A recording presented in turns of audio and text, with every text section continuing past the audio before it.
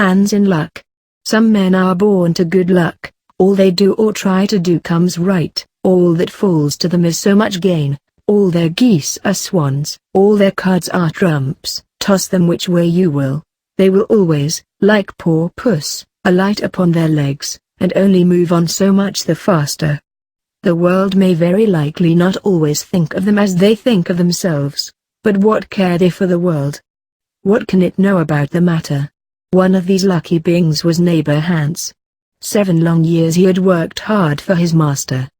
At last he said, "Master, my time is up, I must go home and see my poor mother once more, so pray pay me my wages and let me go." And the master said, "You have been a faithful and good servant, Hans, so your pay shall be handsome." Then he gave him a lump of silver as big as his head. Hans took out his pocket handkerchief, put the piece of silver into it, threw it over his shoulder, and jogged off on his road homewards.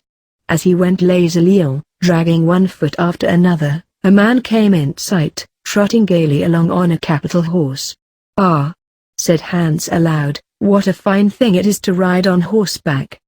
There he sits as easy and happy as if he was at home, in the chair by his fireside, he trips against no stones, saves shoe leather, and gets on he hardly knows how."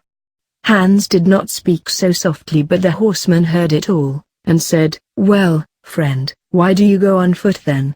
"Ah," said he, "I have this load to carry, to be sure it is silver, but it is so heavy that I can't hold up my head, and you must know it hurts my shoulder sadly." "What do you say of making an exchange?" said the horseman.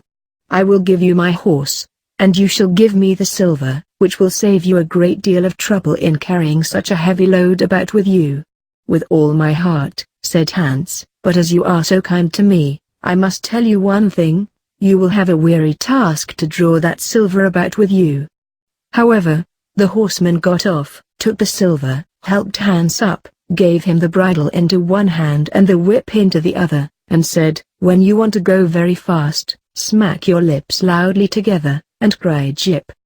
Hans was delighted as he sat on the horse, drew himself up, squared his elbows, turned out his toes, cracked his whip, and rode merrily off, 1 minute whistling a merry tune, and another singing, "No care and no sorrow, a fig for the morrow. Well, laugh and be merry, sing nay down derry." After a time he thought he should like to go a little faster, so he smacked his lips and cried Jip. Away went the horse full gallop, and before Hans knew what he was about, he was thrown off, and lay on his back by the roadside. His horse would have ran off, if a shepherd who was coming by, driving a cow, had not stopped it.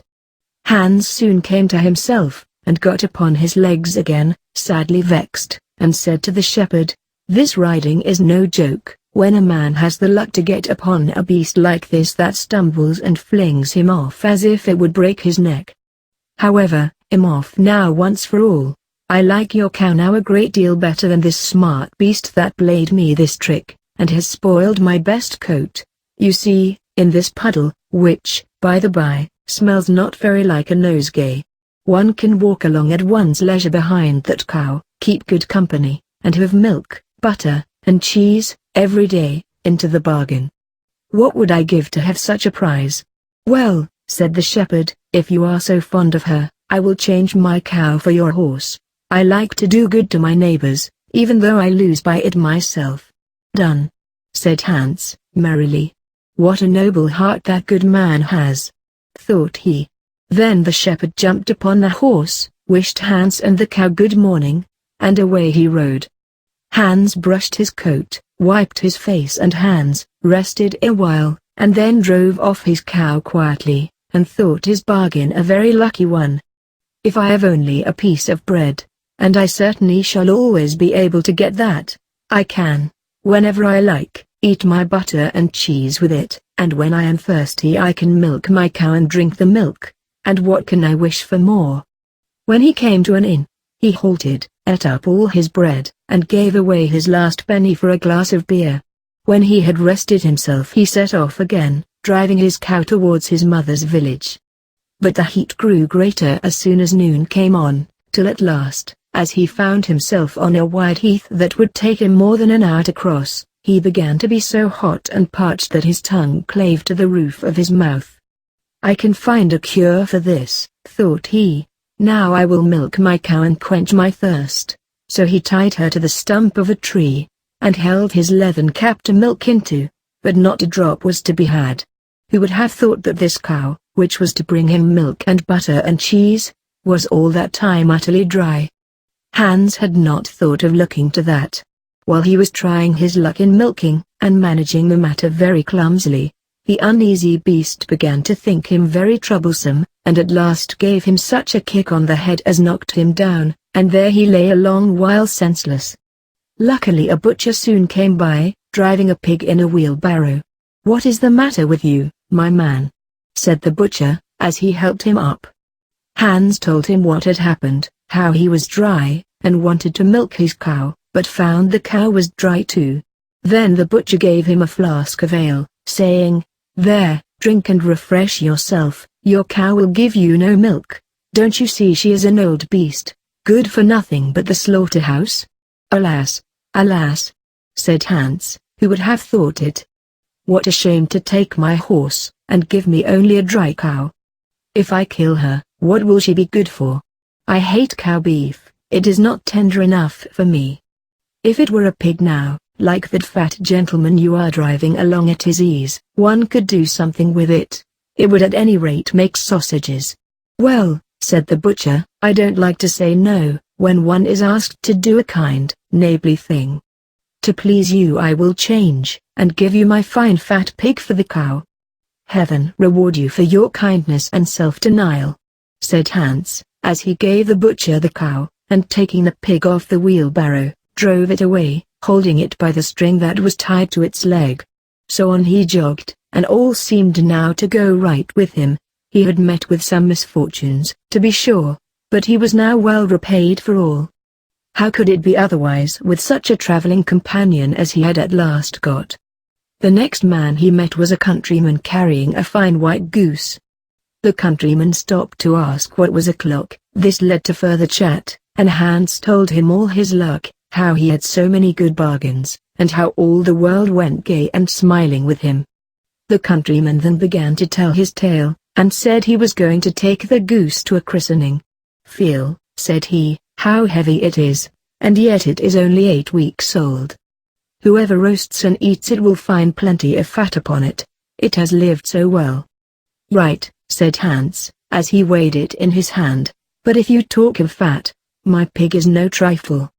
Meantime the countryman began to look grave, and shook his head. "Hark ye," said he, "my worthy friend, you seem a good sort of fellow, so I can't help doing you a kind turn. Your pig may get you into a scrape. In the village I just came from, the squire has had a pig stolen out of his sty. I was dreadfully afraid when I saw you that you had got the squire's pig. If you have, and they catch you, it will be a bad job for you. The least they will do will be to throw you into the horsepond. Can you swim?" Poor Hans was sadly frightened. "Good man," cried he, "pray get me out of this scrape. I know nothing of where the pig was either bred or born, but he may have been the squire's for aught I can tell. You know this country better than I do. Take my pig and give me the goose. I ought to have something into the bargain," said the countryman. "Give a fat goose for a pig, indeed. 'Tis not everyone would do so much for you as that. However, I will not be hard upon you, as you are in trouble." Then he took the string in his hand, and drove off the pig by a side path, while Hans went on the way homewards free from care. "After all," thought he, "that chap is pretty well taken in. I don't care whose pig it is, but wherever it came from it has been a very good friend to me. I have much the best of the bargain. First there will be a capital roast, then the fat will find me in goose grease for 6 months, and then there are all the beautiful white feathers. I will put them into my pillow, and then I am sure I shall sleep soundly without rocking. How happy my mother will be. Talk of a pig, indeed. Give me a fine fat goose." As he came to the next village, he saw a scissor grinder with his wheel, working and singing, "O'er hill and o'er dale so happy I roam, work light and live well, all the world is my home. Then who so blithe, so merry as I?" Hans stood looking on for a while, and at last said, "You must be well off, Master Grinder. You seem so happy at your work." "Yes," said the other, "mine is a golden trade. A good grinder never puts his hand into his pocket without finding money in it. But where did you get that beautiful goose?" "I did not buy it, I gave a pig for it." "And where did you get the pig?" "I gave a cow for it." "And the cow?" "I gave a horse for it." "And the horse?" "I gave a lump of silver as big as my head for it."